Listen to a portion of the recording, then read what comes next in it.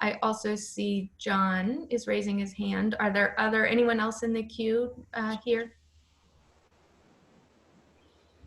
There's a question from Jonathan, so we will go in that order now.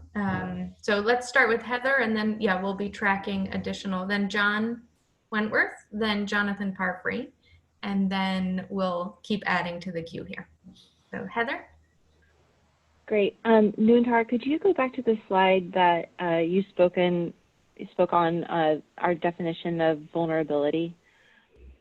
I just have a clarifying question there. So here we're defining vulnerability to which, actually the other one, the chart. Yeah, so we're talking about we're defining vulnerability when we're looking at the degree of exposure, right? But my understanding is vulnerability is actually that combination of not just exposure, but also that sensitivity in the adaptive capacity. And I think it's important to clarify this because you may have a community or a built system that is exposed, but it isn't vulnerable because of the way it is designed. And I think this is important for just having this clarification because I also think it might also define the way that we start thinking about metrics. I feel like the equation that we use to determine vulnerability should also potentially be the same way that we measure, the change in vulnerability could potentially be a metric for determining a change in resilience, right? Because if you're less vulnerable because you took actions to either reduce your exposure or your sensitivity or improve your adaptive capacity, could that not then be seen as a measurement of your increased resilience? So I just wanted to open that up for clarification and discussion. Yeah, so yeah, this we don't have to unpack the full conversation. I think it was that we had developing this, but I think it's a great point and definitely something we talked through with the council at the time on this definition around how do we unpack the different dimensions and this is really thinking about vulnerable communities that is we're thinking about understanding the factors that are contributing to or that we could use to understand vulnerable communities. We need to be thinking about risk, sensitivity, and adaptive capacity. I know in the literature and especially through the work that has continued and the kind of evolution of these terms through the IPCC there, and I can't remember if it was the 2014 special report, but it has been some evolution, as you mentioned, in terms of trying to understand exposure, risk, and sensitivity, and kind of unpacking, recognizing that risk and sensitivity are part of exposure. So yeah, just a note, I don't know that we're gonna, for today, open up this definition on vulnerable communities, but I think we can always kind of revisit and think about that for other broader full TAC meetings. But I agree, I think your point is well taken as we're thinking about the metrics work, that what you described is definitely something we should have in mind. And I imagine, I think has maybe a similar question too. So maybe John Wentworth, if you don't mind, unless your question was specific to this also, I might see if Jonathan Parfrey wants to weigh in case his question was similar on the same track here. My question is sort of specific. Just get back to me whenever you're ready. Okay, we'll do Jonathan Parfrey, then come back to you, John. Thank you. Hi, Jonathan Parfrey, Climate Result in ARCA. The question that I had is, why are we using the word risk instead of the more accepted IPCC word exposure? And it's a question. I'm just curious as to the thinking behind it. Yeah, I think it was a combination of things, and I would have to go back to our minutes from the meeting to recall all the kind of rationale. I do think there was some discussion when we were developing this definition with the work group, the council work group at the time, around accessibility in language as well. And so I think this may have been a point where, you know, the council decided we'll go with risk because it is part of the kind of exposure, but it is maybe more accessible to people understand risk maybe more than exposure for a general audience. But I think it's a good question, and we can definitely take that, you know, go back and look through the minutes for those meetings to tease out if there were other considerations that were made at the time.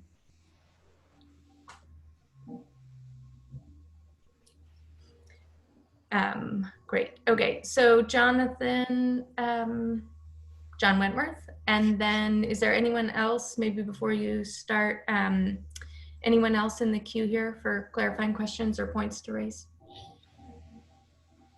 Okay, John Wentworth, you go, Yes. and then we'll do one last call. Okay. Excellent. Thank you very much. I heard in the presentation several mentions of regions from Brett's presentation, and that is top of mind for a whole vast number of reasons. I'm wondering if you and OPR could speak a little bit as to the status of Regions Rise Together, your role in coordinating and or staffing that, and how you see that obviously playing a role in this. I don't need to hear anything at length, but if you just give us a quick update on that effort, that would be helpful. Thank you.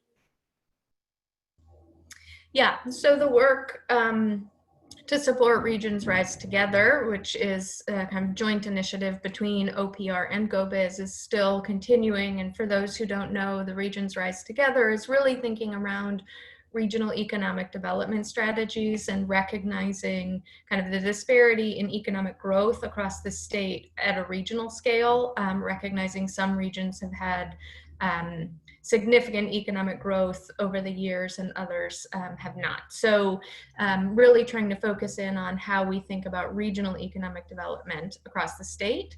We have, so that work continues on, and you know, we're happy to provide more detailed information and updates on that moving forward. One thing I would note is internally across our office, across OPR, and as well as the Strategic Growth Council, we're really thinking about how do we make sure that regional economic development opportunities are also connected and aligned with our broader resilience goals and adaptation needs, so that we're not thinking about economic development as siloed from our resilience goals. We don't want to be thinking about regional economic development and, you know, potentially advocating for strategies that are eventually undermining And that was my specific question, just to make sure that we are pursuing all these policies simultaneously. I think that's critically important. And that goes to some regional efforts we're doing here, which we'll have some good information about later. So thank you. Great, that's great. And I think that's a good flag for us, that as we think about the work of this work group as well, that we're bringing in these, you know, other state efforts that can help build this broader metrics piece out in a holistic and full way. So that's great. Thanks, John. Any other council members, questions, flags at this point? Okay, any members of the public who want to make a statement or comment on this agenda item?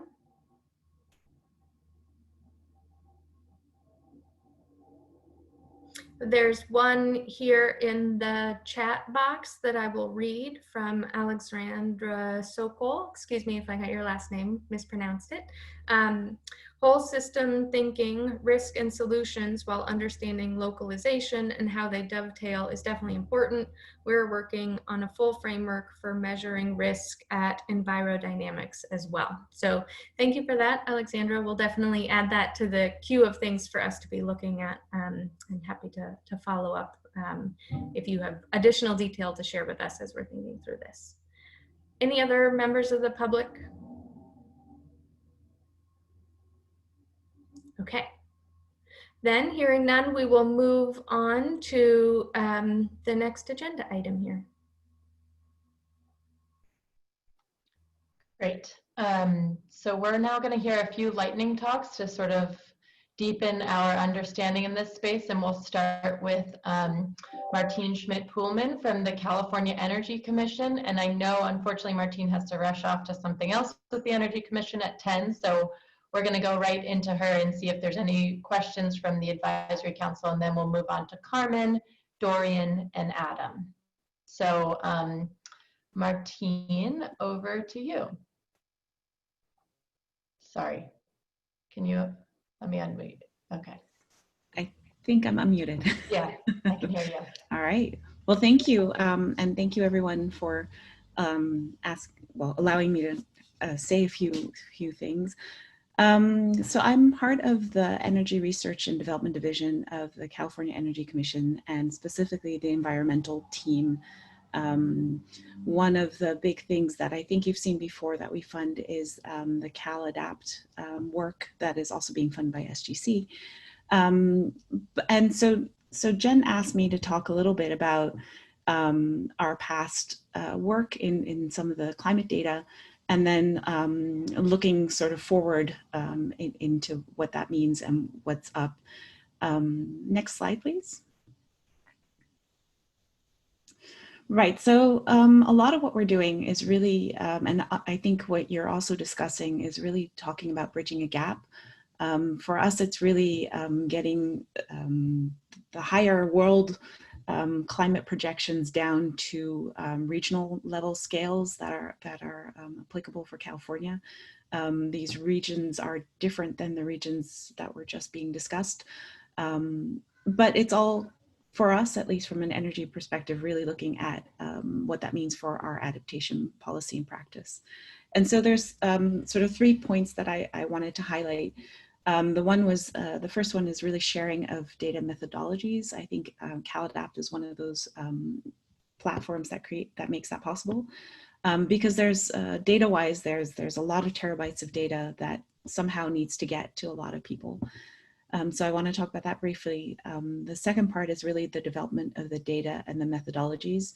So if you want to share something, it's got to be collected first and then repackaged to actually help anyone make any decision about what's going on in the data. And there's a big question for that to be at higher resolution and for there to be new methods of assessment. And then the third point is guidance and training. You know, you can have a lot of data, you can have a lot of methodologies. What is out there? How do you use it? When and how? And then, of course, what are the caveats to use of that? Next slide, please. So the first one I did want to mention, but I know that you've already had a presentation about what CalAdapt really does. So I think this landing page on the bottom right is familiar to most people. Also, if you haven't used it before, but so CalAdapt is something that we funded. It's publicly available, it's online, and it really does try to convey some of the local climate risks. And I actually really appreciate the question about risk versus exposure, but we won't go into that now. The CalAdapt website really does offer a possibility for everyone to look at some of the climate data that's out there. And it enables sort of the use of that data for custom decision support tools. All of this data right now that's on CalAdapt is what we kind of call the fourth assessment generation. And that's also the data that you'll find on that right now. Next slide, please. And the quick background behind that is that initial and a lot of the current funding does come from the Energy Commission, and it's really focused on energy-related components, at least what we fund. And sometimes that creates a little bit of confusion, I think, but that's really what we have to fund and are charged to fund. But of course, the Strategic Growth Council also has a grant with UC Berkeley, who's the developer of this. So that has more focus, I think, that's relevant to all of the state and not just the energy related part. And just for background, I added in sort of CalAdapt stages of development, really starting as a resource to showcase some of the research, and then moving forward into enabling scenarios to be shown, And then where we are now is this expansion of the data infrastructure, which I'll talk about a little bit later. Next slide, please. Right, and one of the things I just wanted to point out, but I don't really want to go into detail, is really the energy-related research grants right now and the ongoing enhancements on CalAdapt relate to a sea level rise tool, also with some focus of the energy infrastructure on that. So it's really presenting the fourth climate change assessment work, but OPC's guidance is also what they're taking into account. And then they're working on a tool that will talk about enhanced wildfire scenarios. And then there's a possibility for accessing pre-processed data and then having visualizations. I think that's what everyone sees when you go to CalAdapt. And I won't say anything incorrectly about the Strategic Growth Council grant because I don't know the details, but those I'm sure can be asked. But I think that's broader and non-energy. Next slide, please. So the second part, so the sharing is maybe the platform or the access to this data.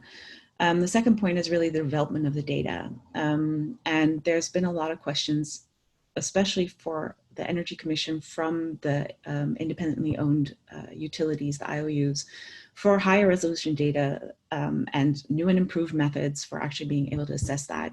So we have a better understanding of climate threats, in our case to energy infrastructure, the risks associated with different weather or climate compound events, so things that might lead to mudslides, and then also the identification of sort of climate hotspots that pose a risk to operation and infrastructure maintenance. And so two of the examples that are ongoing right now and that have led to some information, we have a project with UC San Diego, Scripps, where they are downscaling methods and products. And this is really to get that high level, everything that comes out of the CMIP 6, which is from the IPCC, the climate projections down to a California scale. So they're working on some methods for that. And then we have some specific variables of hourly temperature that have been worked on some projects we've been funded. So I added those in here, but that's really looking at observational information. Next slide, please. And then the third part is really the guidance and training. And there's been a lot of talk about that. And I think that's something that's relevant for this group as well. You know, we have the data, we're sharing it, but then there's the question of what am I looking at? What's the information that I have? There's different users with different backgrounds. Some people really would love the raw data and then they'll do their own thing with it. Other people really need a website that helps them process it and provide insight. So one of the things we've heard that would need more attention from our side, at least, would be you know, providing more aid for users, providing insight into the data sources, its limitations, its parameters, and then also insight into when updates of this data will come. So as I mentioned, the data on CalAdapt right now is the 4th assessment. Hopefully we'll have a 5th assessment that we can then also put data out there, but you know, and other data gets updated as research happens. Next slide, please.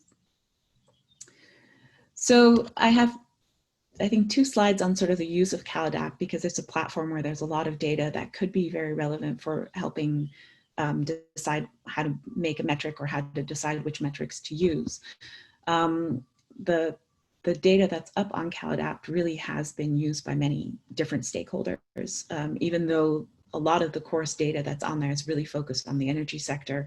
Any one of you that's used it will see you can use it broader than that. And it's been really recognized as a key resource in legislation. Various decisions point at it as being a point of access for data. And it's a resource, I think, also for many state agencies, but also for a lot of different stakeholders. I don't even think I know who all of the users are. Next slide, please.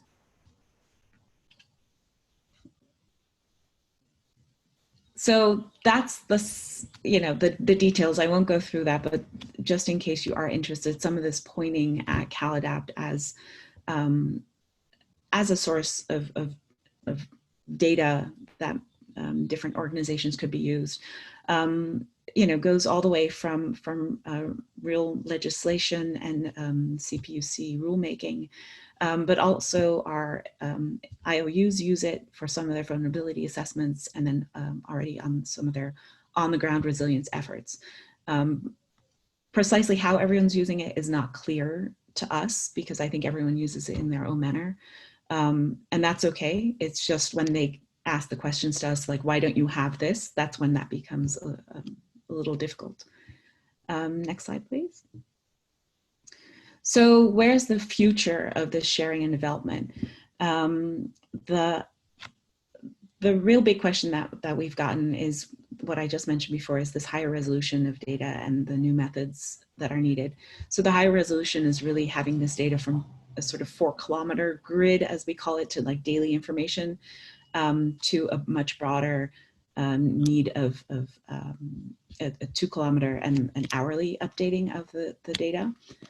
And then everyone says we need more collaborative development so we can actually gain decision support tools. And then this extra need for the training and ongoing assistance. Next slide, please. That's the last sort of slide. Right, so thank you. Where we're moving forward from the Energy Commission side is, I have to leave because we have a business meeting, and I'm hoping that this is one of the agreements that our commissioners agree to fund, is really looking at development of a high resolution historical climate data set. But it's very much focused on the natural gas sector, because that's where the funding is coming from. But I think it's interesting for everyone. It will address some of this higher resolution data, and it'll look at the past up until 2019. So it'll include some of our big environmental, the drought, some of the big events such as the mudslides, the wildfires, to give us a better sense of, okay, what does that mean in our historical data set? And hopefully that will feed into our future research when we do get to the 5th assessment to help with that. Next bullet, thank you. And then there's also the development of a web-based data simulation platform that we're hoping will be funded, which will actually provide a lot of access to different data, including weather observations, remote sensing, and modeled historical climate data. So that would be really, for us, one step forward in making this data available. And then the final thing, which I can't talk too much about, but I think you should all be aware of, we have a grant funding opportunity open in which we really are looking for the next generation of climate projections, and also for this data to be delivered through engagement and through all of this. So that's sort of the data information that you have right there with a link. If you're interested, we have a workshop next week, so please come to that. But thank you. I just wanted to give that background of what we're doing, and provide hopefully some thoughts or understanding of where we're going. Thanks. Thank you. Great. So in the interest of time, we were going to do quick clarifying questions for each of the speakers, but if there's any burning questions, but then have some time after each. But since Martine does need to hop off, what we can do is, if there are clarifying questions from people, we can collect those and make sure they get back to Martine and follow up offline for that, just in the interest of time, since well, I do have a few more minutes. I'm hearing there's a slight delay. I've got one ear on the okay. on the other side. So yeah, so maybe if there's any burning questions for Martine clarifying while we still have her for a minute.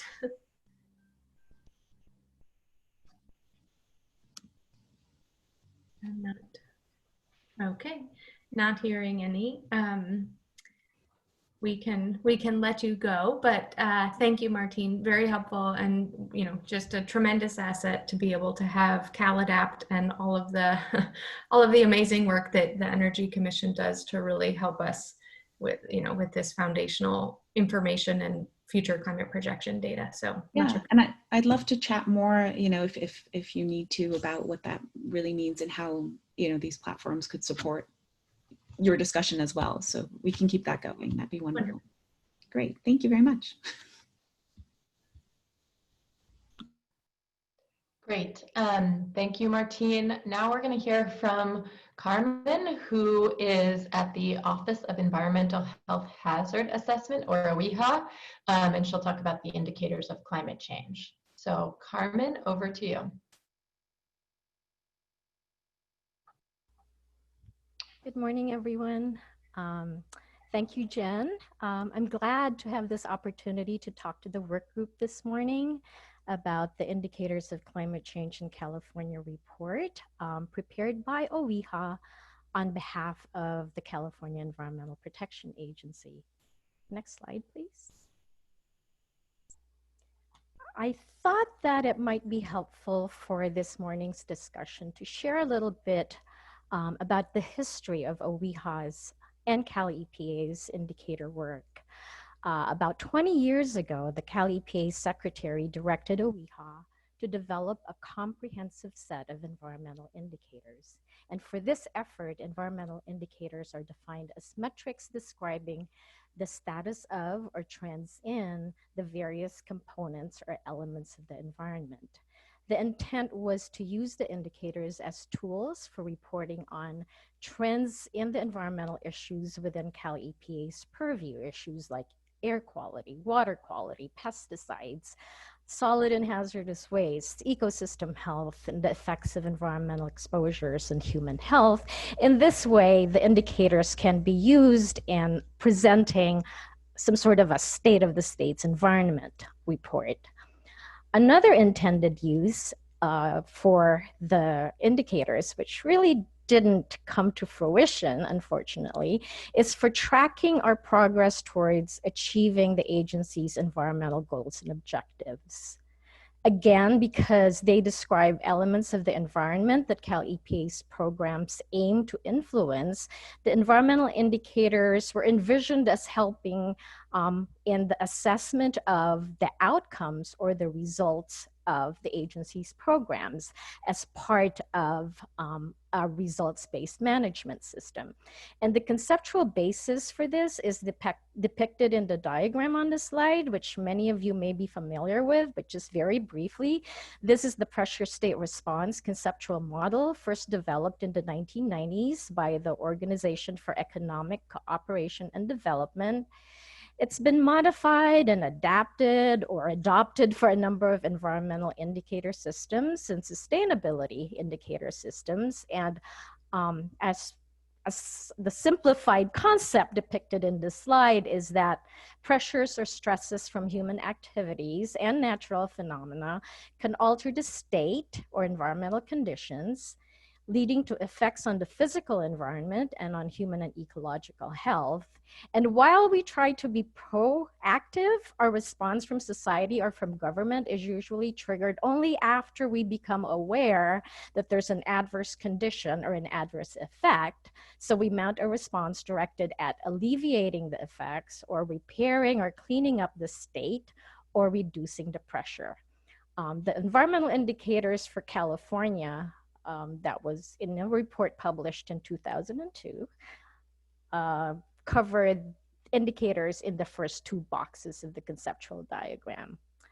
More recently, our focus shifted. The agency asked that we put together an Indicators of Climate Change in California report. And it's essentially based on the same conceptual model as the pressure state response model. That model is useful in thinking about and structuring the climate change indicators. So climate change drivers are the pressures. They alter the climate or the state, leading to impacts on physical and biological systems, eliciting mitigation and adaptation measures as responses. Next slide, please. So we currently have about 36 indicators that track the drivers, changes in climate and impacts. I'm not going to go over the 36 indicators. It's all listed on the right side of the slide, but you'll see that they're categorized following the conceptual model in the previous slide. I like to think about each indicator as a piece of a puzzle that when put together make up a picture of how climate change in California looks today. Each piece of the puzzle is possible only when data are available, so that picture is not quite complete. But more than a puzzle piece, each indicator is also a narrative that looks back, describing trends, describing what's happened so far. So collectively, they tell California's climate change story, providing statewide context for mitigation and adaptation. Most of the indicators involve scientific and technical expertise that are outside of OWIHA's core expertise, which is public health and toxicology. So the report is only possible as a result of collaboration and input contributions from more than 70 collaborators from other state agencies, federal government, academia, and research institutions. Final slide, please. And just a glimpse into the future, we had planned to convene a 2-day workshop in May of this year. As not a surprise, it's been postponed, but we do hope to convene the workshop later in the year. However, we're not able to make any decisions at this time. The goal of the workshop was to explore the interrelatedness, the connections among climate change and its impacts, and hopefully provide us with robust information for discussions that we can incorporate in the next edition of the report, which is scheduled for release in 2021. One of the goals that we have for the next report is to include indicators in quotes, describing how California's Native American tribes have been impacted by climate change. This is a gap in previous editions of the report, so some missing pieces of the puzzle that we intend to fill.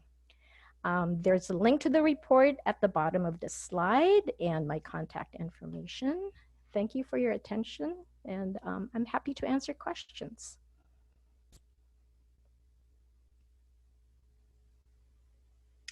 Thank you, Carmen.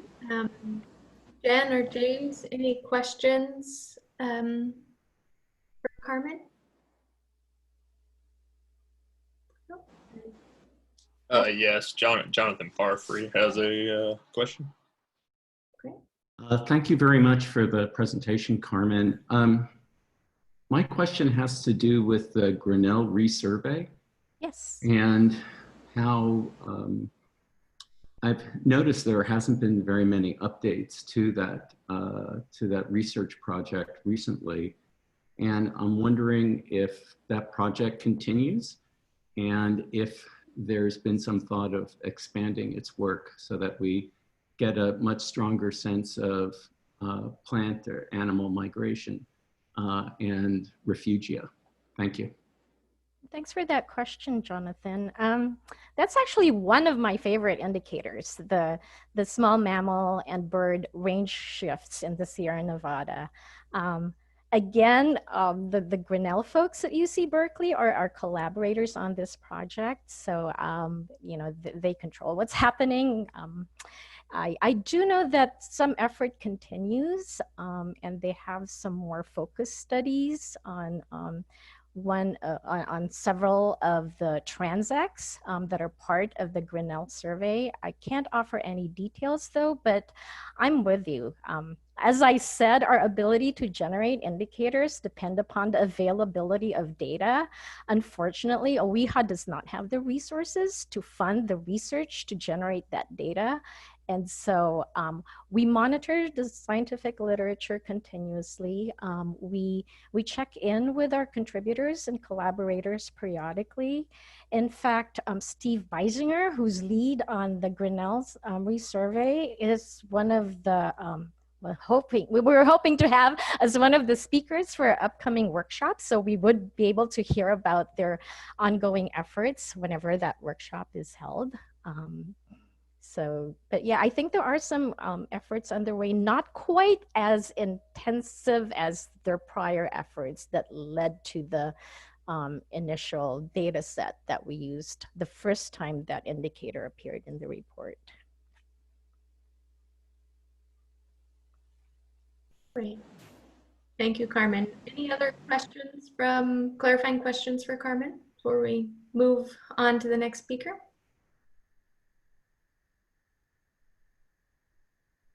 Okay.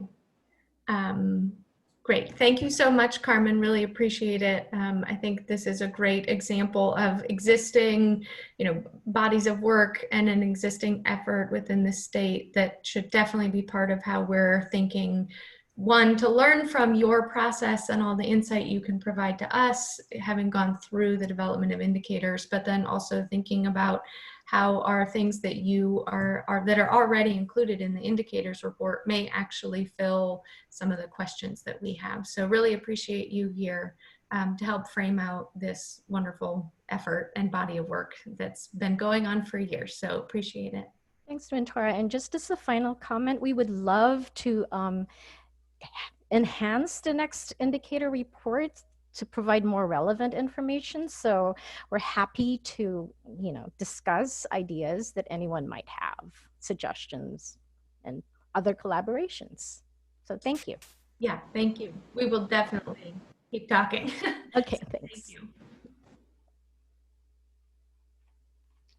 Great. So thank you, Carmen, and thanks, Nuantara. Now we'll hear from Dorian, who's at the California Tahoe Conservancy, about some work happening in that region of California. So Dorian, over to you to unmute. All right. Good morning, everybody. I want to thank Nuantara and Jen and Brett for the invitation, and also just a lot of good preparation, also the work group members for joining us. My name, like Jen mentioned, Dorian Fougere. I'm the Chief of Natural Resources for the California Tahoe Conservancy. That's a state agency with a natural resources agency. And then I also am the co-lead for the Resilience thematic group of the International Union for the Conservation of Nature. So it's really fun nexus here.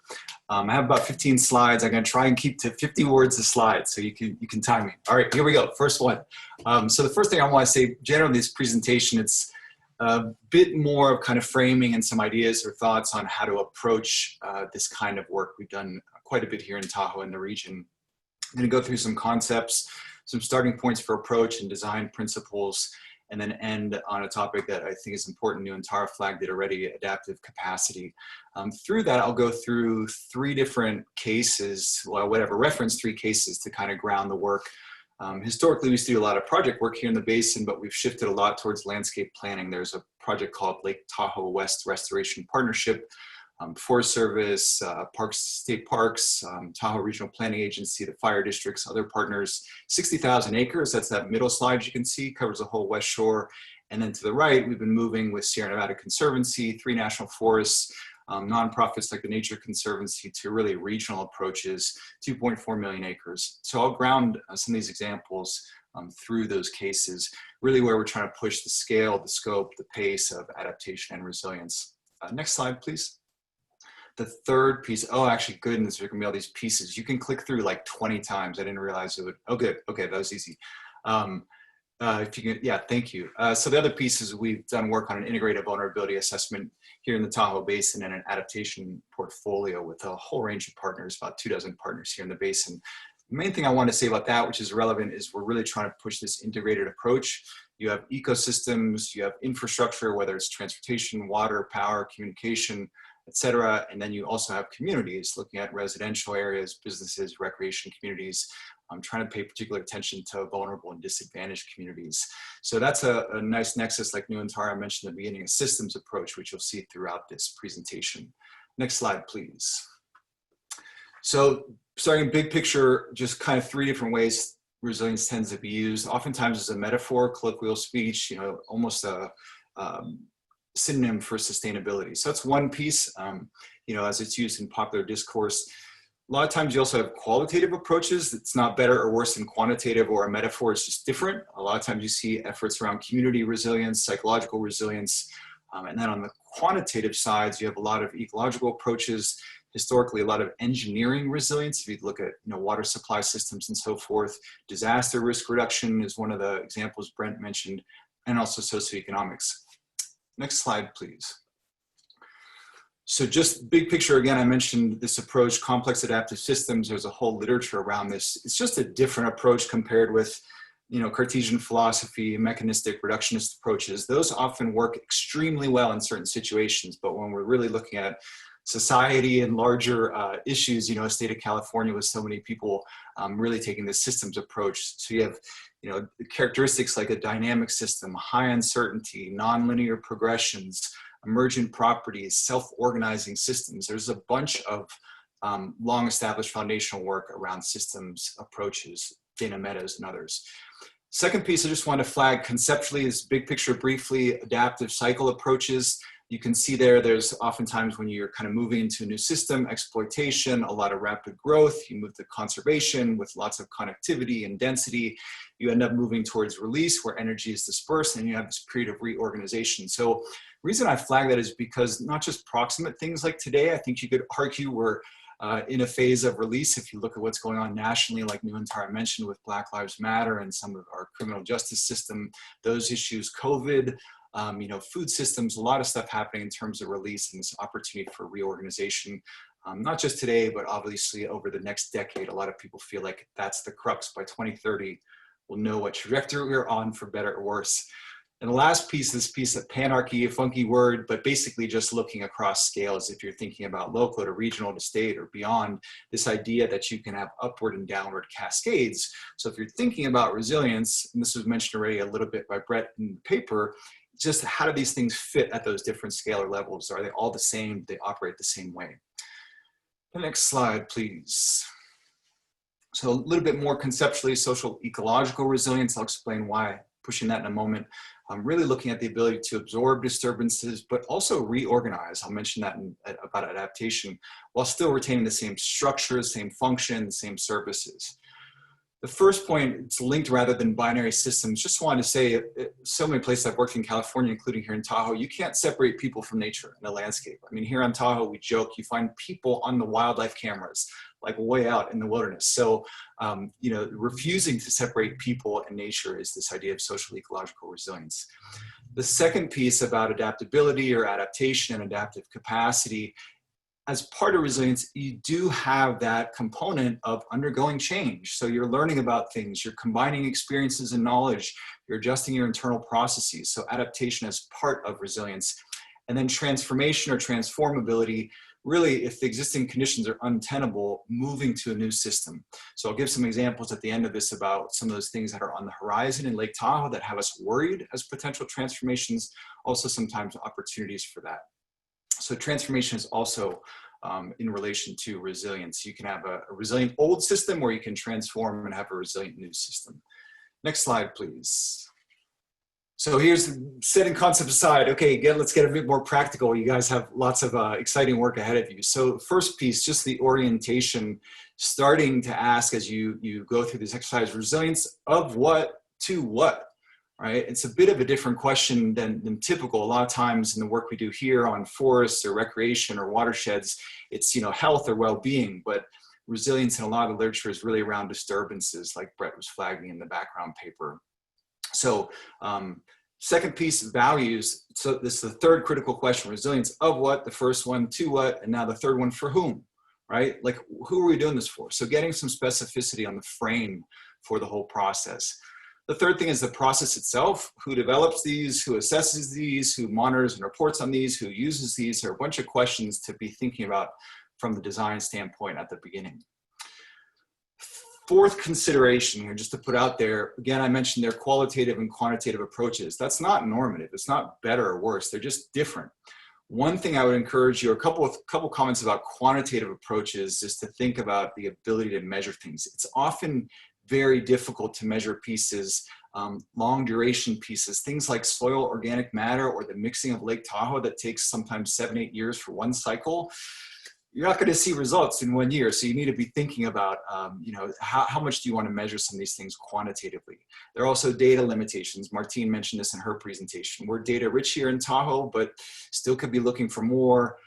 You then have to think about ranges of indicators. You have to think about composites. I'll give you an example in a moment.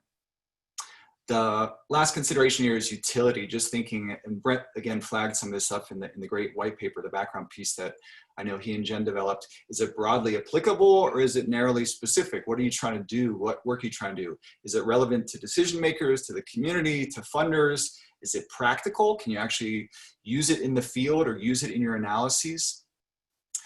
Okay, so to go from that broad, these practical starting points, next slide, please. So this is where I administer your eye exam and test your resilience to small fonts. If anyone can tell me what's in the upper right-hand corner. Okay, just kidding. Here we go, next slide. All I wanted to show here is this was the kind of framework for resilience for the Lake Tahoe West Restoration Partnership. Up across the top, we answer that question, resilience of what? Yeah, I'm not gonna read you all the pieces, but basically the ecosystems, public health and safety, cultural landscapes, and recreation, right? On the left-hand side, to what? What are the range of disturbances? They're not all the same across the state. We don't have sea level rise in Tahoe, but you can see here range of disturbances went through those different pieces. It's not written in the framework, but to build the framework, we had to answer the third question of for whom. So residents, businesses, the Washoe tribe of Nevada and California, recreational users. So these were some of the examples you could see. We ended up having to go through what indicators could we use, what do we have data on, what tells us about really resilience to disturbances versus generic health. And then you don't see the results here, but went through these composite indicators, what would be the range of resilience, et cetera. So that was the first example. Last two, next slides, please. Next slide, please. The last two starting points to consider. First one is prioritization criteria.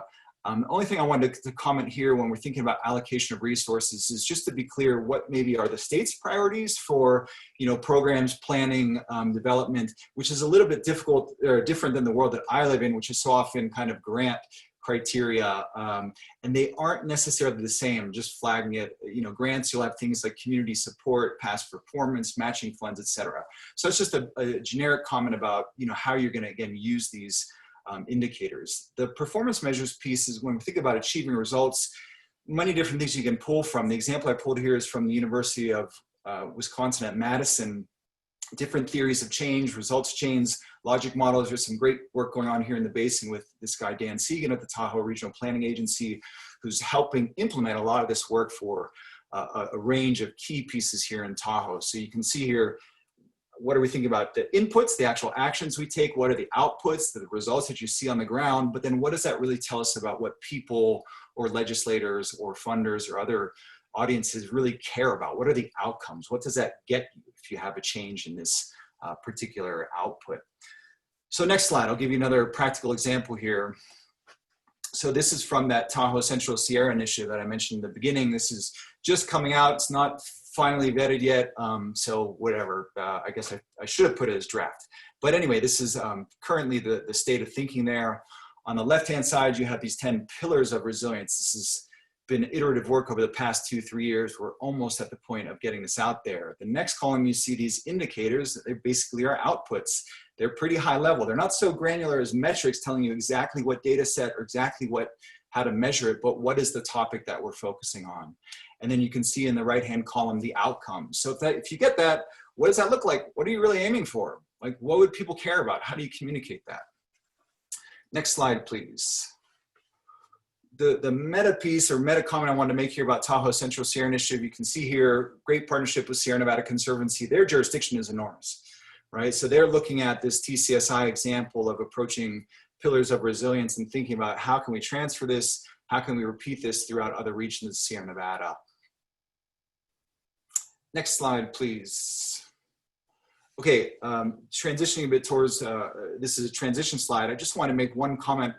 When thinking about where do we go from here, Brett mentioned this again, and again, the white paper is a nice reference point. There's a lot of good work. We don't have to reinvent it. OEHA, Safeguarding California, and then other audiences, Resilience Alliance, IUCN, United Nations University. There's a ton of great stuff.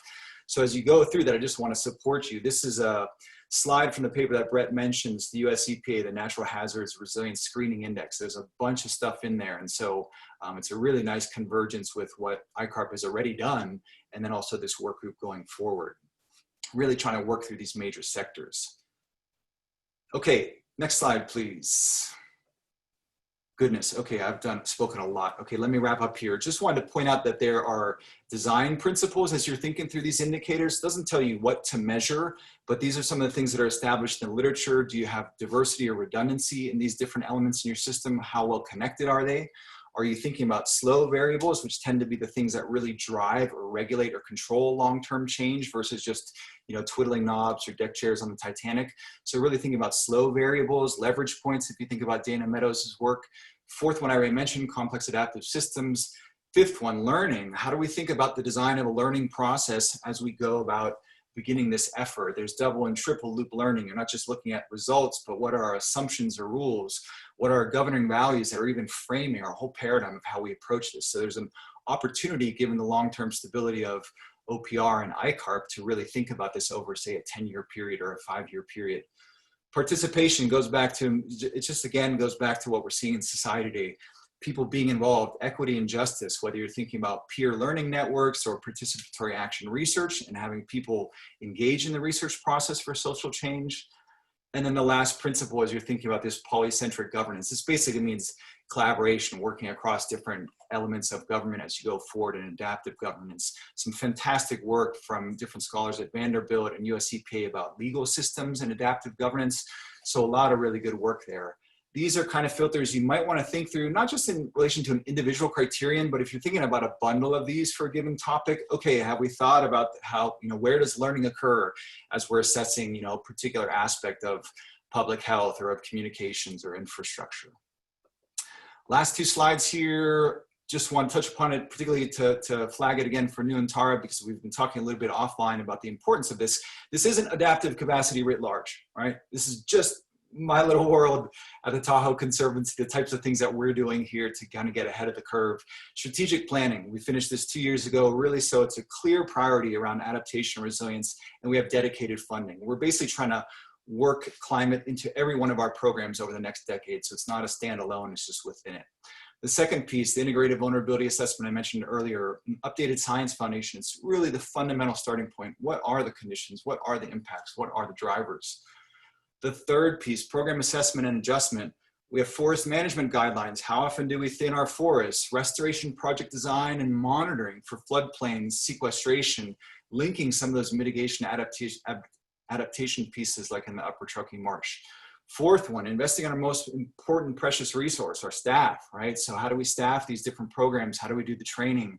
And contingency budgeting is big winters, anticipating hazard trees. Okay, last slide, I could tell, oops, oh, you went back. Okay, contingency budgeting was just simply the idea that if we have a big winter and we know there are gonna be a lot of impacts, can we plan for that in our budget? So we're not like, oh goodness, you know, big storm, you know, wasn't as bad as last year. So this idea of contingency budgeting. Communications, wrapping up here, just how do we think about dashboards, action plans? Why should I care? Why should I invest in this program? What's the story? So really pushing on those materials about resilience. Efficiencies, lots of different agreements we have here with federal partners, Good Neighbor Authority, Forest Resilience Bond. The eighth one, advocacy for alignment integration, some work with Strategic Growth Council about alignment of state agency investments, other partners here in the basin, CAL FIRE, Forest Service, looking at resilience centers on the North and South Shores, something that we're trying to explore and find funding for.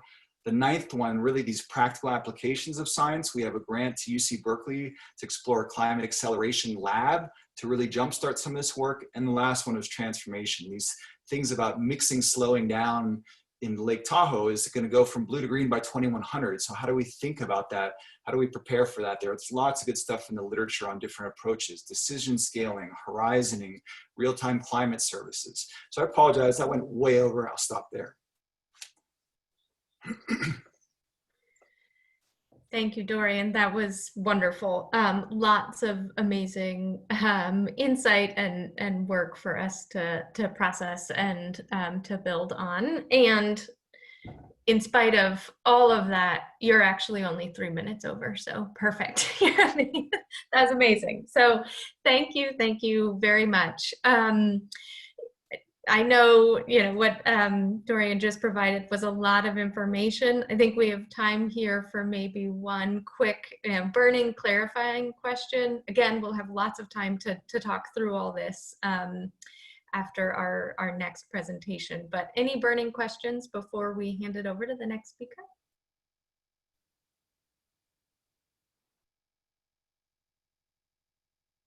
Okay, not seeing any. We will, Jen, I'll hand it back to you and introduce our final lightning round speaker. So. Thanks, Dorian. And I wasn't trying to rush you along with the slides. I'm having major troubles with my slides today, so I'm sorry, everyone. Okay, so our last speaker is Adam Paris from the New York City Mayor's Office of Resiliency. Super excited to have Adam here from New York City, given all the work that they're doing, and also trying to bring in some other non-California voices to this conversation. So Adam, thank you for coming to this meeting. You're somewhere, I know, because I saw you, but now I need to find you again. So if you want to unmute and take it away, Adam. Sure, yeah. Can you guys hear me? Yep. Great. Well, thanks so much for having me. I am Adam Paris. I'm the Deputy Director for Climate Science and Risk Communication in the Mayor's Office of Resiliency in New York City. Our office strives to adapt the city to climate change, creating a more resilient, equitable, and vibrant city for New Yorkers today and tomorrow. And we do that through science-based analysis, policy and program development, and capacity building. One of the primary roles in my job is as the main point of contact and program director for the New York City Panel on Climate Change Assessments. MPCC is our somewhat of an analog to the California climate assessments in that we rely on them to produce periodic assessments, and that the climate projections and their work on impacts and vulnerability and just general advice have been a backbone for the last decade of our climate work. I'm an unabashed fan of California. I spent 7.5 years in San Francisco and actually wrote some early drafts of 2010 San Francisco Bay Plan Amendment dealing with climate change and sea level rise as a planner at BCDC and a little bit of essentially a knowledge broker or boundary spanner. So it's great to see all this work, and I feel like really I can come in and sort of hit just really 3 lessons learned from some of our work. And I'm not going to use slides, but I thank the previous speakers because in many ways you touched on a lot of the details. So that helps me just come in and provide some lessons learned. We've done a lot of work on indicators through MPCC and other efforts. But we've yet to have a unified set of indicators for resiliency and adaptation. So the first lesson learned is figure out and own up to what you're trying to achieve. There are hundreds, probably thousands of metrics to choose from. So the first pitfall is to avoid the search for the perfect metric. In our view, or certainly in my view, not speaking for the whole entire of the city, the only thing separating a metric from an indicator is that the metric, an indicator is a metric that has meaning in the context of what you're trying to achieve. We have done a lot of work in 1NYC, our long-term sustainability plan, to collect and organize our goals for sustainability, resilience, less so adaptation. But in between sort of what we want to achieve broadly at the goal level and specifically how to get there and exactly what outcomes we want to see, there can be a lot of disagreement. And I think particularly in the context of adaptation, the challenge has been identifying exactly what we're trying to achieve and how we're trying to achieve it. That was difficult in a stationary world, and it's even more difficult in a rapidly changing world. We're constantly being called upon to be flexible and adaptive in the face of uncertainty and ambiguity. And the COVID-19 pandemic and the recent, frankly, challenging but welcomed calls for social justice have been a perfect example. Adaptation is an opportunity to break from the status quo and in a sustainability context or a socio-ecological resiliency context, that opportunity sometimes means facing up to historic injustice. So that leads me to the second lesson learned, which is that the ends don't always justify the means. Or in other words, again, figure out and own up to not just what you're trying to achieve, but how you're trying to achieve it. And by that, drawing back to indicators, I'll just say that I think one area where we are still looking to do a lot of work is to develop process indicators as much as outcome indicators. So for example, we are implementing waterfront resiliency projects in a number of our 520 miles of coastline. And you could say that one outcome indicator for those waterfront resiliency projects would be a reduction in the area of flooded. And by that indicator, you can assume that you've achieved great success if you reduce flooding over a subset of neighborhoods. And that's an indication that you're achieving adaptation success, at least for a period of time.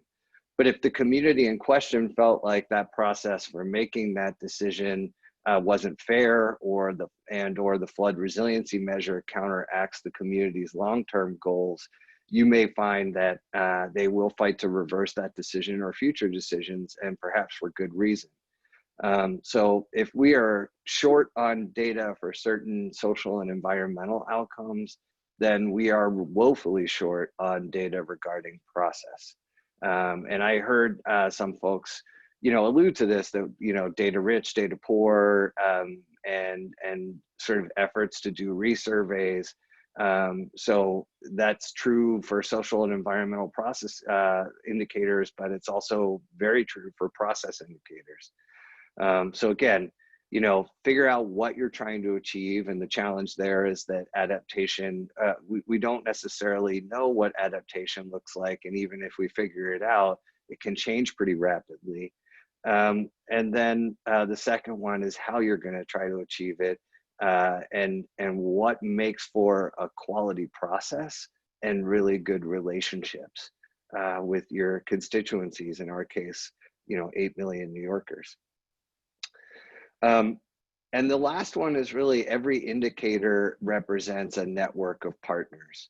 So if you create an indicator and it has bearing on the investments you're making, the resiliency and adaptation investments, and it's something that you're going to build a story around and tell people that you are making progress, something that in telling that story, you're going to make due on accountability to the public good, then you have to be able to track it. And I'm not saying, what you can only manage what you can measure. I'm saying that, if you have to track indicators over time, which means you need either publicly available data or a commitment to generate data to track that indicator.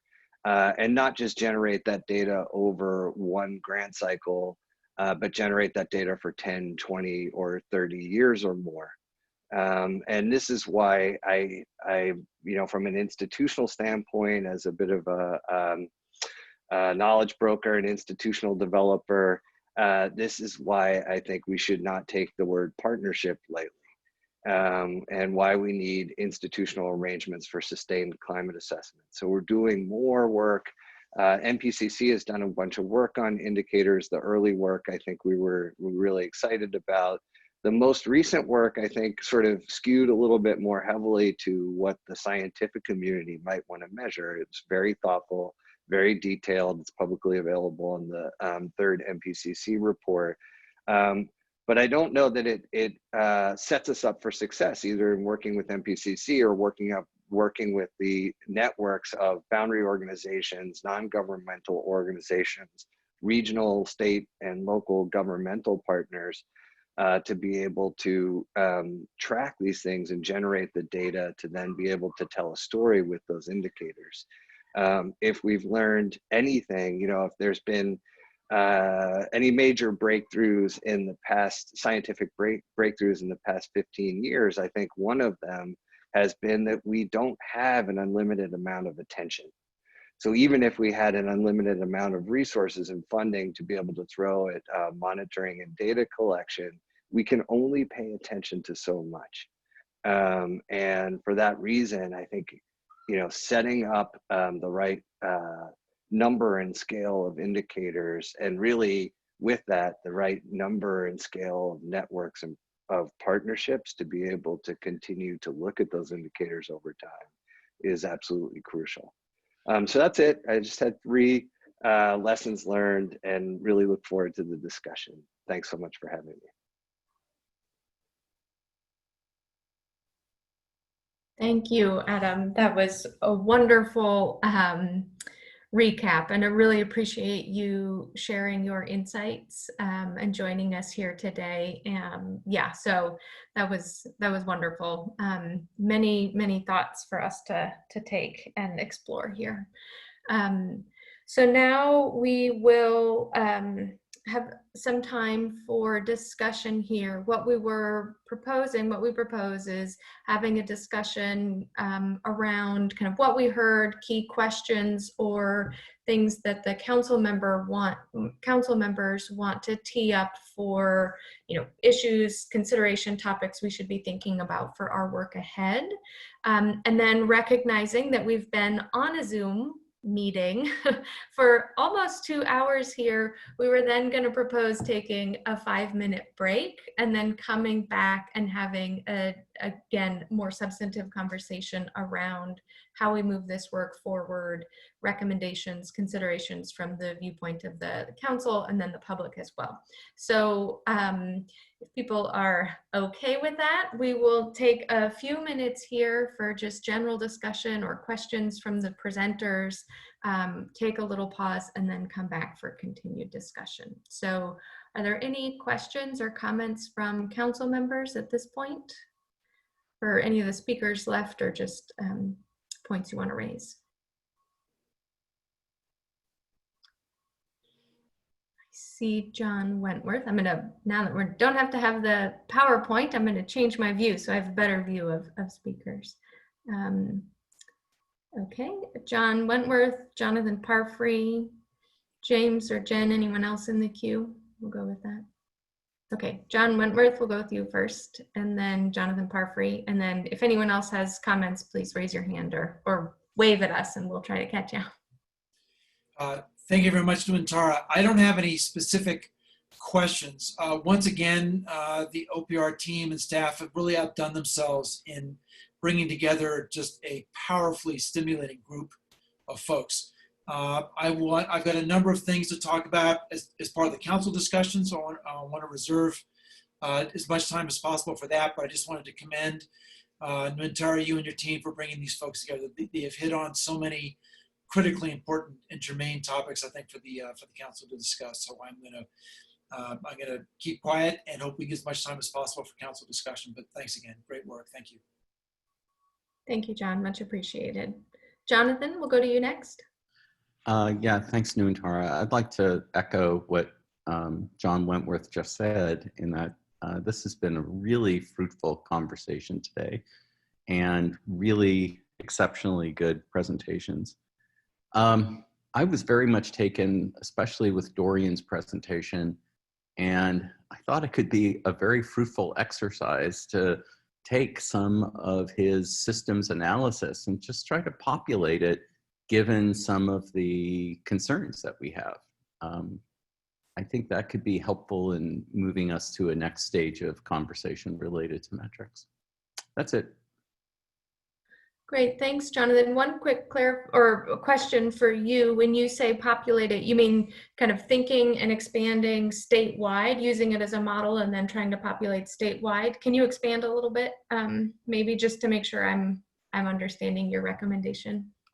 Well, you're touching on a really important point. I know that we have to, in as much as there are, with the 5th climate change assessment, different regional analyses, as well as statewide analyses, as well as sector analyses. we very well may need to analyze things through these different lenses as well. Great. Okay. Yeah, that's great. Okay. Any other questions or comments from anybody? Any council members? We'll do council members, and then I'll do a call for members of the public. So one last scan for council. Okay. Any, not seeing any members of the public who want to make a comment or question for the speakers for this agenda item? Yeah, well, I just have a quick question for you guys. Are you working with anthropology groups on the human factors side of this at all? We have not yet, but since we're in the very early stages of this, I think that is a great, great suggestion. And if, yeah, so very early, this is just the kickoff for this conversation. So yeah, thank you for that. And I wanted to thank you all also for the inclusion here. Great speakers, great presentations, and a lot of the work that we've been doing as well with both the Millennium Group, the American Anthropology Society's TIG on disaster and risk. So this really dovetails a lot with the work that we're doing, trying to map risk and resilience on a neighborhood by neighborhood basis. Great, thank you, Alexandra. Wonderful. We'll add that to our list of resources to look at and take your suggestion around engaging with anthropologists as well through this process. So appreciated. Any other comments, questions before we take our break here? Okay. Hearing and seeing none, we will take a break for 5 minutes. We don't have standby music, apologies for you all, but we'll reconvene it's 10:46. We'll reconvene just here at, say, like just after 10:50. So we'll take a few minute break here and see you all in a minute. Thank you.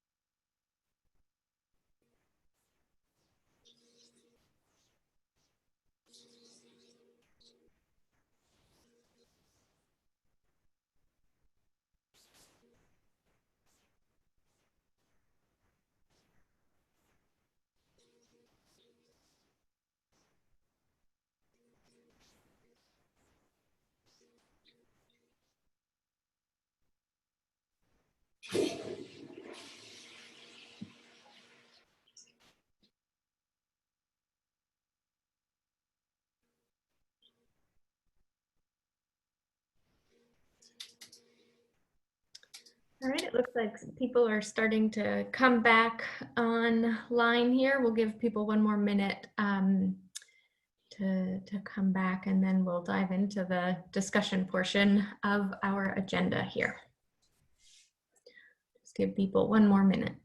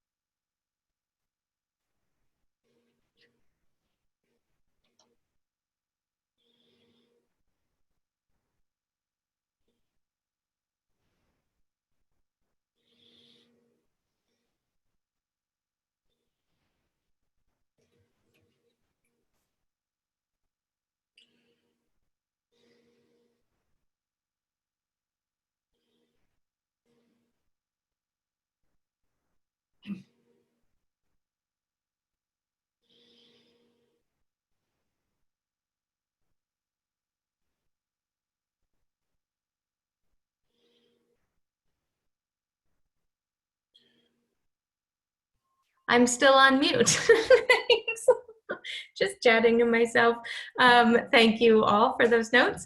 Great, so we'll go ahead and get started here. I think we have one council member who is having computer issues, and we'll reboot and join back in. So I think we can get started.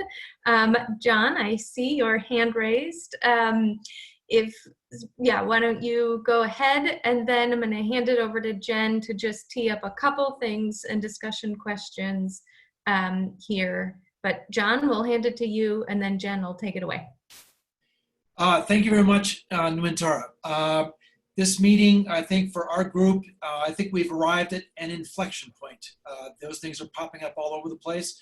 I'm going to speak a little bit in terms of bullets and buckets for all of you facilitators out there. Just lay out some general observations as we go forward. The first thing is that I think that there is a critical role for OPR and the TAC to play going forward that we've touched upon over many months. The first thing, I think that it is critical that this group and OPR provide the appropriate framework for the larger efforts going forward. And I think of this specifically in terms of geography. You've seen today two different representations of geography in the state, which gets us right to Regions Rise Together. The gentleman from New York touched me in several ways. I've been watching Governor Cuomo's updates on the COVID situation regularly, and Governor Cuomo never fails to speak in terms of the state of New York and its regions. It is a critical organizing tool and framework tool that I know that's living within OPR at this point, but we need to absolutely be investing in that. We cannot be dealing on individual counties, individual jurisdictions, and then all the way to the state. I think this group could play a critical role in setting the appropriate altitude for framing how these discussions go forward. The gentleman from New York also cautioned us about data and drowning in data. And as an elected official dealing with the COVID situation, it's a cautionary note to the state of California. The state of California can produce unbelievable amounts of data, documents, and stuff. And frankly, at a certain point, it's numbing and it's not useful. And I think it will be very important for this group to be able to set that right altitude around our geography, around our regions, to play the long game. Again, the gentleman from New York, 20, 30-year horizons we need to be looking that way. And we do not have unlimited amounts of attention, and we have to be smart about that. And we have to be judicious and intelligent about how, when we say something, we mean it and it's actionable, we can do something with it. I would also add that with Darian's work, with the work coming out of Tahoe, there are regional efforts that are now popping up in the world that I work in the Sierra. And I would point out the great work that's happening in Tahoe, the great work that's coming out of the U.S. Forest Service. They've just published a paper and a series of documents I can share with the group or share with you guys specifically around the Sierra Nevada Recreation and Infrastructure Vulnerability Assessment and Adaptation Strategy Partnership. Looking forward to sharing that data. That is landscape scale. That's about half of the geography of the state. There's a huge opportunity to marry that work from the federal government with the state efforts so that as our regions are rising together, it's the full and complete geography of the entire state. And I can certainly share that kind of stuff offline. And I think that's it for the moment. I think we have huge and critical opportunities in front of us right now, and I look forward to figuring out how we're going to navigate this, setting that appropriate altitude, and moving forward. So thank you. Great. Thank you, John. Great. Jen, I will hand it to you now for this item to frame it out, and then we'll dive into the questions we have and continued TAC discussion here. Great. So thank you, everyone. Those presentations, I just want to echo, were fantastic. So I feel personally a lot more educated about how to approach this work. So thank you, everyone. So we're going to talk a little bit about our kind of scope of work and timeline now for this work going forward. And just as a frame, I just want to remind, I know I put this up at the beginning, but our work group again was formed at this April meeting to answer several key questions. These are not all of the questions that we're trying to answer through this work group, and we're going to flesh those out as we go. But just want to reiterate that the goals of our work group are really to continue to identify our needs for adaptation, track implementation of our actions across the state at varying scales, to your point, John, guide the allocation of our resources potentially, and really assess our achieved results in our state planning areas. So we are still working to really flesh out the scope of work and be realistic on timelining and what's achievable.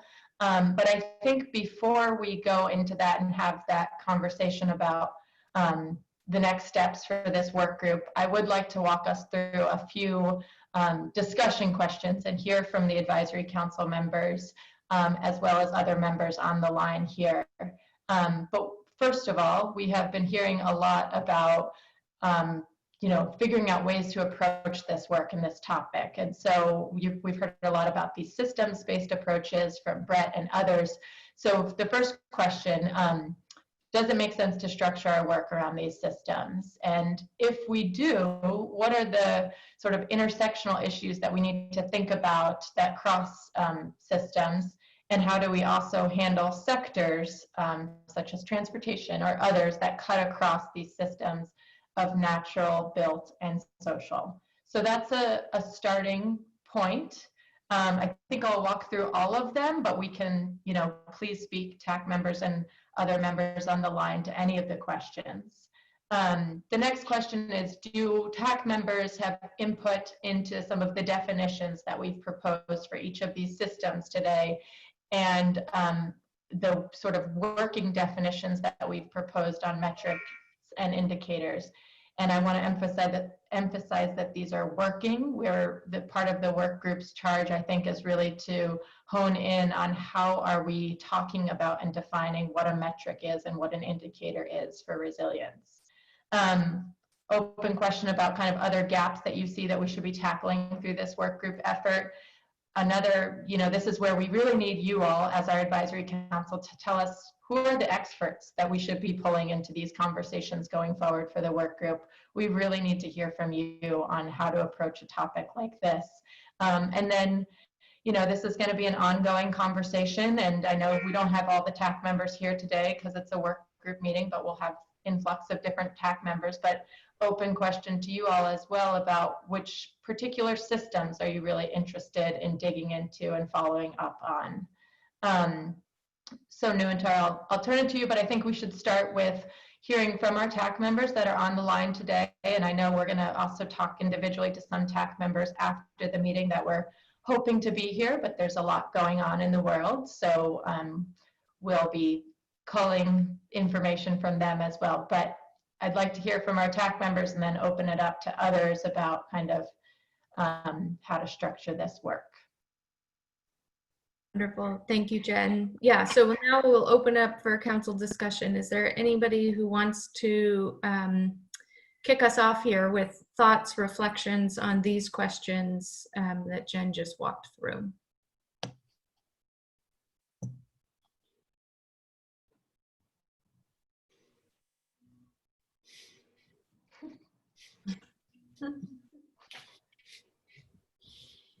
So Jonathan, or no, John, sorry.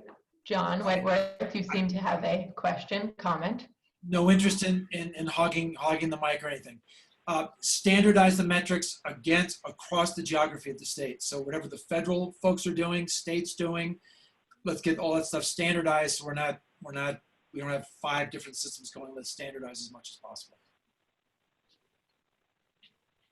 That's great. I think that is, yeah, great. And Carolee, I'll go to you. One quick thought is, I think standardizing approach, I was actually on a long work group call yesterday about data schema and system. Anyway, it was a lot, and definitely, so 100% agree, having consistency in terms of how data are collected, how they're presented is critical. One thing I would love for us to be able to explore, though, is, and I think many of the different speakers talked about this, is recognizing that not all indicators are going to have the same meaning or value or relevance in a specific location or region. And so yes, standardizing data collection, that side of it, but also making sure we're not driving towards kind of oversimplifying, I think, to many speakers' point that there is no one perfect thing. So just making that distinction, I think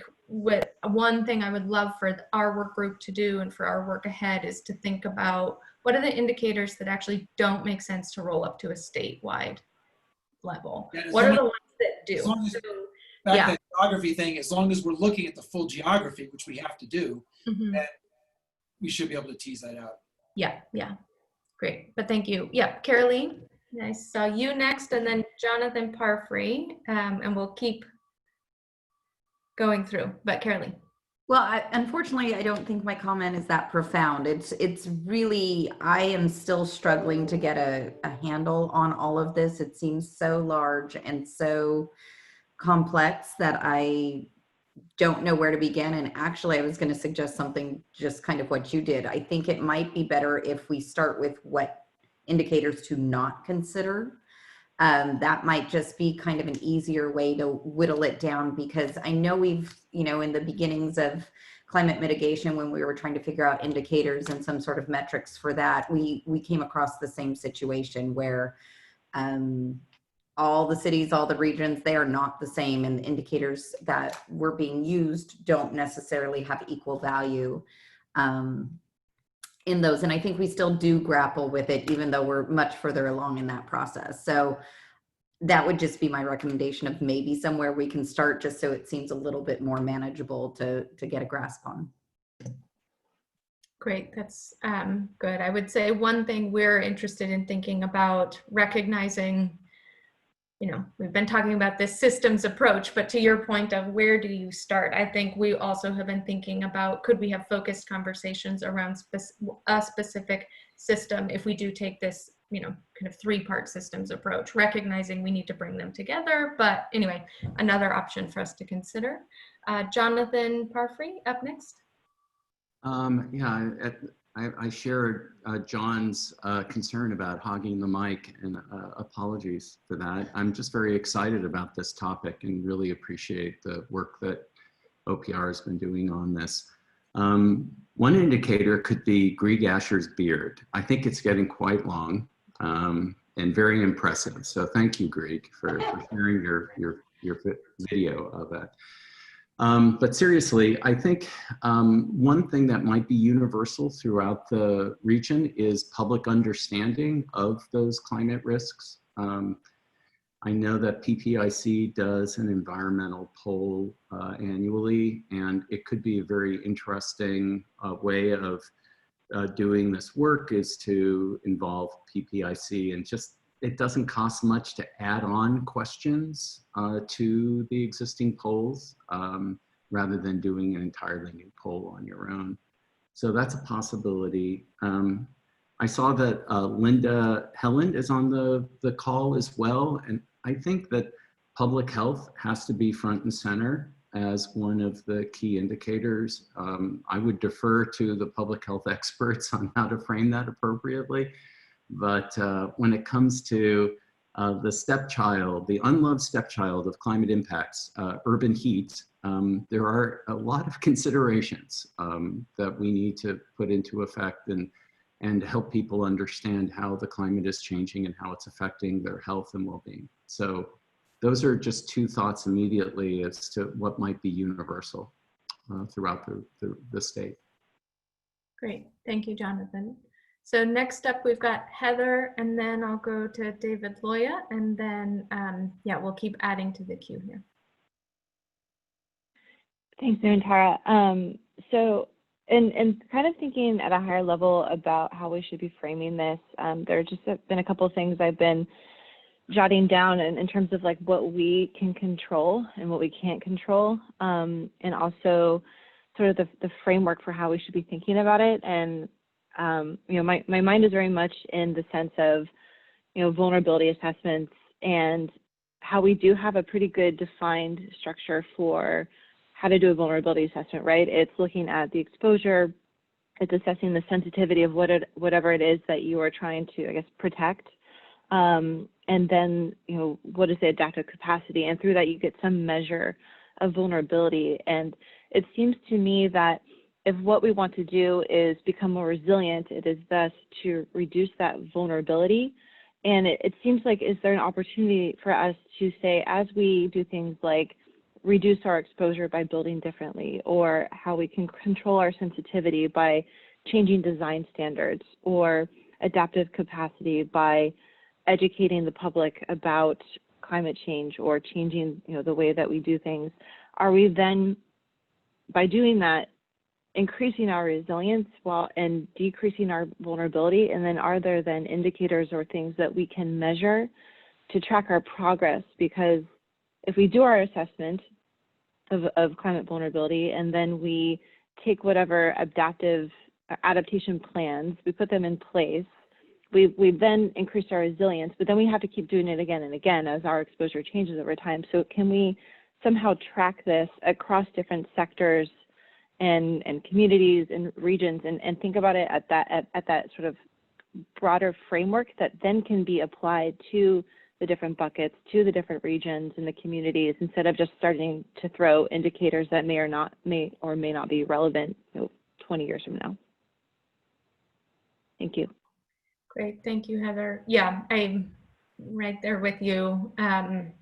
From, I think it was both Dorian and then I think it was Adam, who both said similar things that really resonated with me, along with what you just said, which is understanding why, what's the purpose of, and what's the use of these metrics. And just from my kind of a state perspective and where I sit, I think one of the things that I see is a need to be able to understand how will we make progress in reducing exposure and risk and building capacity? And so I just, seconding what you said in terms of we have a better understanding of what our risks are, of the vulnerabilities, and how to track that, recognizing it's evolving and it's not perfect, as you were saying, but there is this big gap in then how do we know we're making the right investments to buy down that risk? So really appreciate that. Okay, so next I have David, and then we'll go to Andrea and Mark Starr. Jen can correct me if I've got that sequence wrong, but I think, yeah, David next. All right, thank you. First, I want to thank the presenters for taking the time out to speak with us. I was really impressed with the range of the scope and scale of the presentations. They were all fascinating in their various different ways. The couple of themes that rang through for me, and I agree with John's point that we want to try and capture regional indicators and indicators that are already extant, that cross over with other collection schemes. But I think the thing that struck me most is the two statements that an indicator is a metric with a meaning to what you're trying to achieve. And I think there's a temptation to sort of jump into picking indicators, especially if they're readily available, and starting to track them. And I think that we really need to figure out, how, to your point, and to Heather's point, that how we're using these indicators is really important before we launch into selecting them. I think the discussion around the definitions, I think we were, that was a specific question. I do think, that we should, consider those and dig into them a little more deeply. Both the definitions that we're using now for indicators and metrics and how we're using those. And I would be interested in revisiting the definitions that we're using in this framework. And I really do think that, before launching into, picking which those experts are that we want to consult with, having that broader discussion with the full council, maybe a couple more working groups to hone in on, what the purpose is and how we achieve that, before selecting those. And those experts and bringing them into the discussion would be advisable. So I think that's, those are my primary points that I'm thinking of right now. That's great. Much appreciated. Thank you, David. Okay, next, Andrea. Yeah, I wanted to echo the sentiments of everyone here, and that the presentations were really informative, helpful, detailed. Coming from local government and sort of a practitioner point of view, I could feel for Carolee because I'm having a hard time kind of wrapping my head around what this is and what this means. And I'm more than willing to continue learning. I'm not sure I can be that helpful, but I can certainly opine in areas where I'm more knowledgeable. But that's one of the reasons that I'm here, is to help sort of translate things into the practitioner bucket, I guess. And so I think that having sort of the regional approach makes a lot of sense to me. But I also think it needs to be scalable to roll up to the state level and down to the local level. So we're kind of walking a knife edge between things that are easily translatable and simple, because we're expecting, these metrics to actually mean something, and the reportability has to be in a framework that can be widely understood. And I love the idea that Jonathan had of bringing in public health, because in the planning world, we are really pushing that intersection and to really get that public health from an environmental justice and a sustainability point of view at the table at all levels of the policy work that we do at the local level. So having public health at the table, I think, is really critical so that we can all start to knit this tapestry together of these systems. So I know this was wildly unorganized in terms of my input, but just to know that I'm still, it's because my head is really unorganized at this point. I had a late city council meeting also, so apologies. But I love the regional aspect. I love the public health aspect. And I especially love not drowning in data. So thank you. Good. Thank you, Andrea. I think that's a perfect segue from that also over to Mark Starr, who's up next. So thanks, Andrea, and take it away, Mark. Good morning, Tara. Thank you. So I'm Mark Starr. I'm with the Department of Public Health, so I very much appreciate the comments that we've just heard from Jonathan and Andrea. So it's a very good segue into the comments I was going to suggest. The presentations this morning, of course, I agree, were fantastic. Really appreciate the varying perspectives, and you guys did a great job putting that together. I also see the draft white paper is quite a body of work in a relatively short time, and so compliments on that. Some of the comments I have are about the three systems and some of the ideas for indicators and metrics. The three systems seem appropriate, and certainly the natural systems and built and infrastructure systems heavily impact human health, and it's important to us from a public health perspective. Obviously, we're heavily focused on the social systems aspect as well. And in reviewing the white paper, I noticed that there was an emphasis on the importance of human vulnerability and equity indicators in the narrative, but there weren't many in the actual appendices in the tables that were indicators or metrics. So we're very willing to help with that. And as was noted, Linda Helland is on this meeting, as well as Meredith Millette, and both of those folks have been very active in looking at indicators like this. We have our climate change and health vulnerability indicators and a visualization platform that includes things about adaptive capacity and identifying people at highest risk of harms from climate change.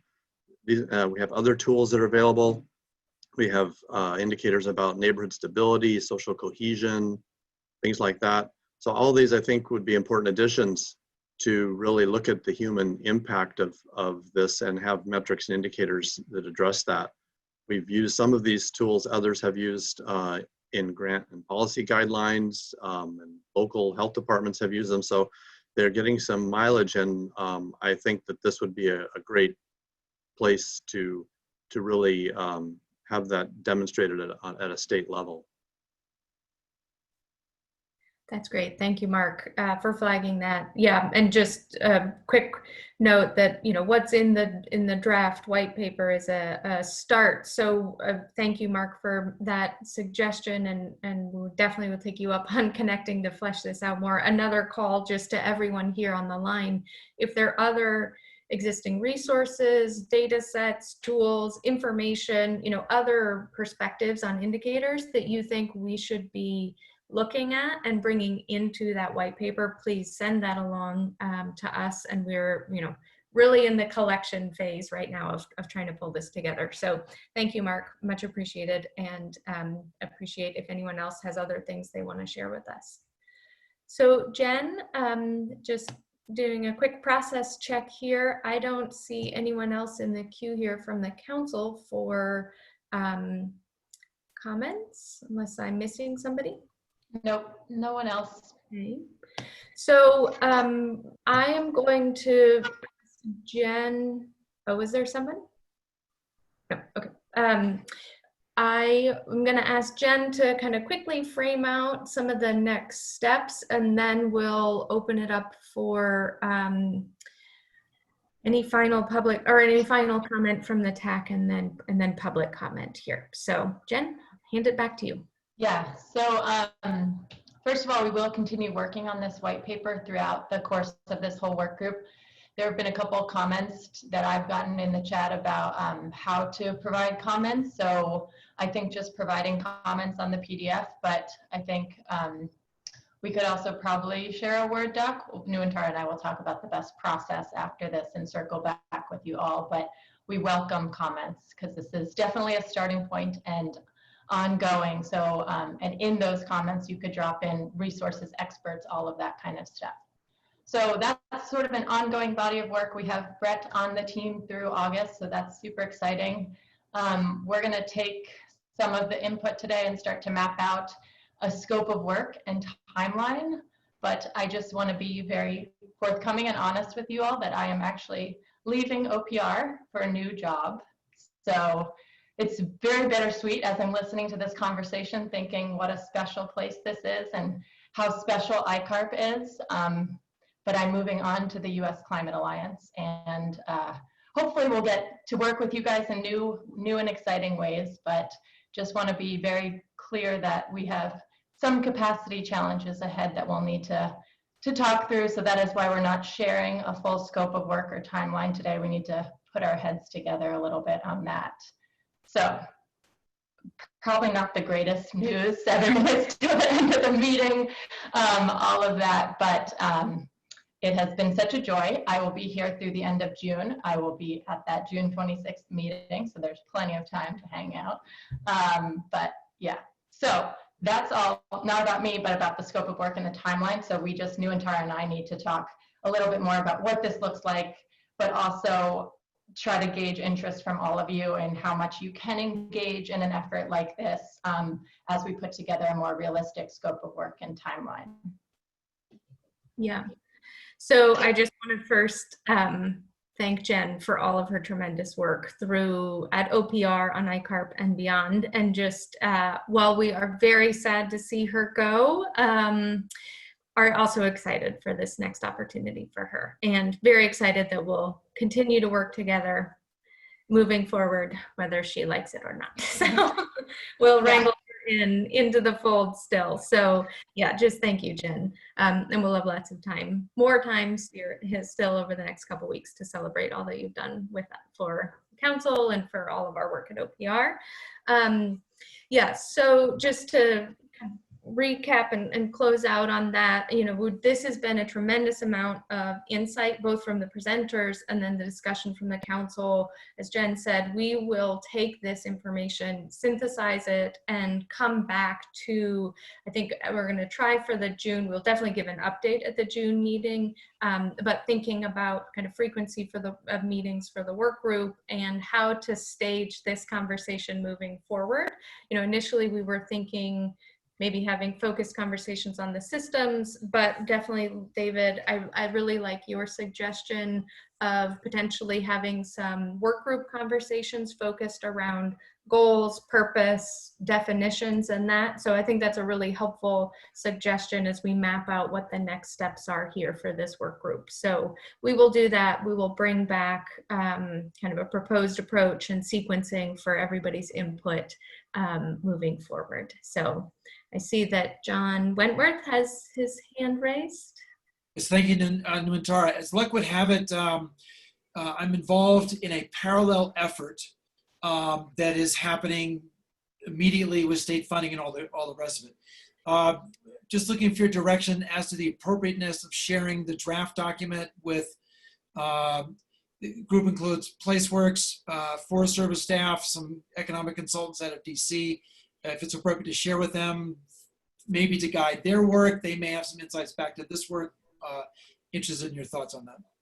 Yes, please. I mean, because this, you know, our council is open public body. All the materials we share with the council are also public. So the link is, I think James shared it in the chat, the public link for the document. So please, yeah, we would definitely appreciate anybody sharing this through your networks and helping us get input into the document and also hope it's useful. So thank you.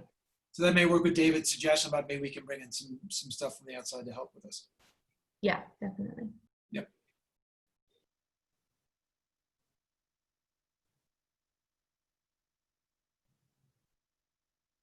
I'm muted again. We're quickly to the end of our meeting.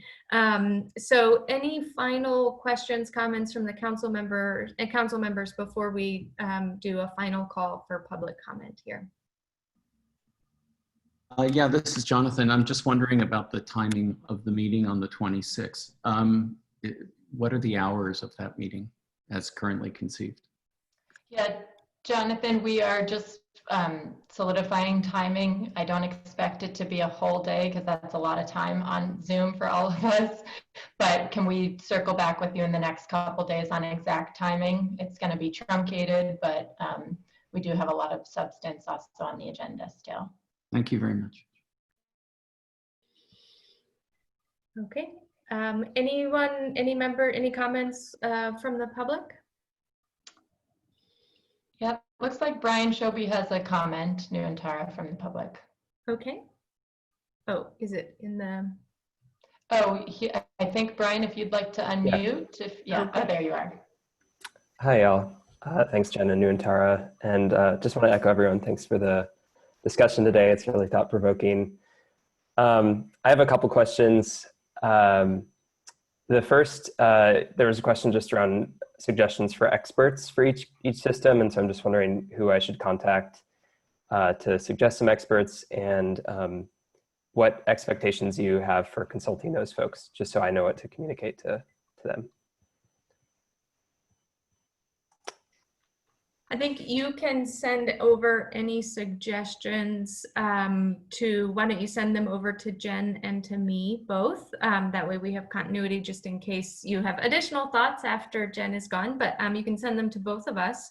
And then, you know, I'm not sure I can give a specific description around expectations. I think at a minimum, it would be joining a work group conversation or helping to share resources in that. At this point, we're not necessarily thinking of pulling together, say, a standing advisory kind of science technical group. So I don't think it would veer into that level of an ask, but, you know, providing presentation or helping to help us think through some of the specific questions for our work group. Okay, thanks, that's helpful. Two more questions, and I realize I should probably introduce myself for folks. So I'm Brian Shobe with the California Climate and Agriculture Network. There was another question around how to handle sectors that cut across systems. That was a question for me. You know, I think of sort of food security and agriculture as cutting across systems. It's dependent on natural systems like soil and various ecosystems. But the distribution of food is obviously dependent on built systems and social systems.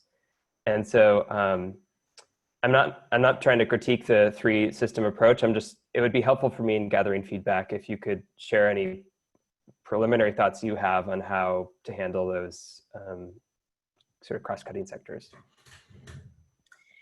Yes, I think that is those examples are perfect for the types of things we need to think through. I think, at least in my mind, and this is just from my personal perspective, sharing here, I think the systems are a helpful way to organize and kind of bucket, but recognizing that they're all, you know, people don't live in sectors, they don't even live in systems, they live in communities that are integrated and dependent on all of these different pieces. So how we reflect that integration and the cross-cutting things is still something we need to think through.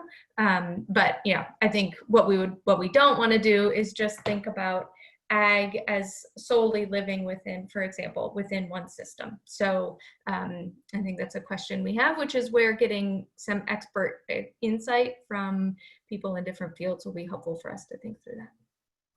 Okay. Thanks. Yeah, it's an interesting question. And then just the last one, you know, I have some specific comments on the metrics in the appendices, but you know, some are more technical, but I think a theme is just building off what some others have said, is urging this work group to focus on outcomes over outputs. You know, so I saw, just as one example, there was a metric around the Healthy Soils Program projects. And, from our perspective, the goal of that program is to catalyze adoption of healthy soils, resilient adaptive practices across agriculture beyond the specific projects. That's why we included demonstration and outreach projects in the program. And there's not currently a system to survey farmers at the state level. There's a federal survey, but about the use of those practices. And that's a need that we've talked about as an organization, the need for, and it'd be helpful to have OPR or this work group, identify those needs for meaningful data, which in our case, I think is about the use of those practices, not just sort of the number of projects. So. Great, thank you. Yep. Very helpful. Computer keeps muting me. I think we have maybe one hand raised, so one other public comment. We'll request that if there is somebody, yes, Carolyn, or no, yes, I think it's Carolyn maybe who has her hand raised. If you can please introduce yourself, and we are over time, so if you don't mind, yeah, teeing up your question here quickly, and then we'll need to wrap up, but I'll hand it over to you. Thanks, Nuntara. This is Carolyn with Harris and Associates. Just a quick comment. I know that we've discussed a lot, and the adaptation field in general has a really well-established risk assessment framework, but just a comment that we don't necessarily need to develop our resilience metrics in the same framework, right? Like, so my comment is, are we trying to reduce exposure, or are we trying to reduce the dollars spent on lost infrastructure? And are we trying to reduce sensitivity, or are we trying to reduce rates of morbidity and mortality? So that, just to point out that how we address the risk is not necessarily going to fit perfectly within the risk assessment framework that we've developed. And that's just highlighting potentially a challenge that everyone is aware of here. But, and then my final comment is that at the Notre Dame Global Adaptation Initiative, the Urban Adaptation Assessment did an indicator-based approach to assessing risk and readiness, and tried to do modeling based off of dollars, determining how much risk a city faces based off of how many dollars lost historically due to storm events or extreme weather events. And had a lot of trouble finding, significant correlations between these indicator-based approaches and dollars lost and lives lost. So like, even though that might be the goal, the challenge remains modeling that. So I just wanted to chime in on that perspective. Thank you. Great, thanks, Carolyn. And we'd love if you have links to that effort or information, please, email it and send it our way. Thank you. Okay, on that, we will wrap this meeting, but really want to, again, just echo the thanks to everyone who presented. Thanks to all the council members for helping us think through all this and get this started, and to everyone from the public who joined with us for these 2.5 dense hours. So much appreciated to everyone, and thank you all. We'll see you on the 26th remotely. Bye. Bye, thank you.